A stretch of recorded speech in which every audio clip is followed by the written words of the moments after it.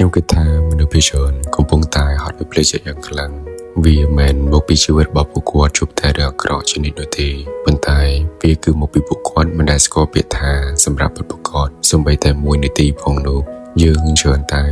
មើលទៅមនុស្សជុំវិញខ្លួនដោយគិតថាបើសិនបើគ្មានរឿងពិបាកខ្លាំងកាលនោះទេពួកគាត់អាចជាមិនអីទេប៉ុន្តែការបាត់បង់កម្លាំងចិត្តដ៏ធ្ងន់ធ្ងរបំផុតវាមិនមែនកើតចេញពីរលកជួយដំហេតុមាដែលបានកើតមកឡើងនៅក្នុងជីវិតរបស់យើងនោះទេវាគឺជាការស្រកហូរចេញពីការតស៊ូជំនះទៅមុខដ៏ស្ងប់ស្ងាត់ជាមួយនឹងជីវិតនិងការរស់នៅប្រចាំថ្ងៃដោយខ្លួនឯងវាគឺជារឿងពិតដ៏សែនជាចាប់ដែលគូក្បាលរបស់យើងត្រូវបានកើតដល់អត់ជប់ឈរមិនអាចបញ្ឈប់បានកើតខ្វាយខ្វល់ច្រើនត្រៀមខ្លួនទុកជាមុនមានមន្ទិលសង្ស័យនិងកើតច្រើនហួសហេតុពេកដែលគ្មានមូលហេតុចំណែកឯបេះដូងយើងវិញត្រូវបានលិសែងនៅបន្ទុករឿងរ៉ាវដ៏ធ្ងន់ធ្ងរជានិច្ចមិនថាជាទុកសោកដែលបានលះបង់ដ៏សែនជ្រៅជាមួយនឹងស្នាមរបួសចាស់ដែលមិនទាន់បានជាសះស្បើយហើយក៏នៅតែព្យាយាមធ្វើឲ្យអ្នកដទៃដែលនៅជុំវិញខ្លួនរបស់គាត់មានសេចក្តីសុខជាដើមទាំងខ្លួនឯងនៅដណ្ដើមសម្បីតែនៅក្នុងទស្សនវិជ្ជាដ៏ស្ងប់ស្ងាត់បំផុតពេលដែលពិភពលោកជុំវិញខ្លួនចាប់ផ្ដើមប្រែជាស្ងប់ស្ងាត់ក៏នៅក្នុងចិត្តរបស់ពួកគាត់នៅតែមានអារម្មណ៍ថាធ្ងន់ធ្ងរនិងពិបាកដកដង្ហើមផងដែរ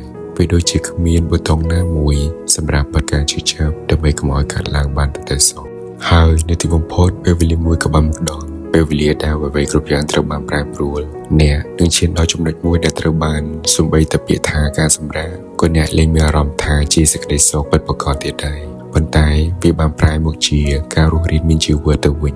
អ្នកលែងសម្រានលក់ដើម្បីបំពេញធម៌ពលទៀតហើយគឺអ្នកគ្រាន់តែគេងដើម្បីរត់គេចពីសម្លេងដ៏វឹកវរនៅក្នុងខួរក្បាលខ្លួនឯងតែប៉ុណ្ណោះអ្នកលែងសម្រាកដើម្បីរីករាយនឹងជីវិតទៀតហើយគឺអ្នកគ្រាន់តែព្យាយាមទទួលមិនឲ្យប្រលឹងមួយនេះបបែកពោះហេតុតែប៉ុណ្ណោះ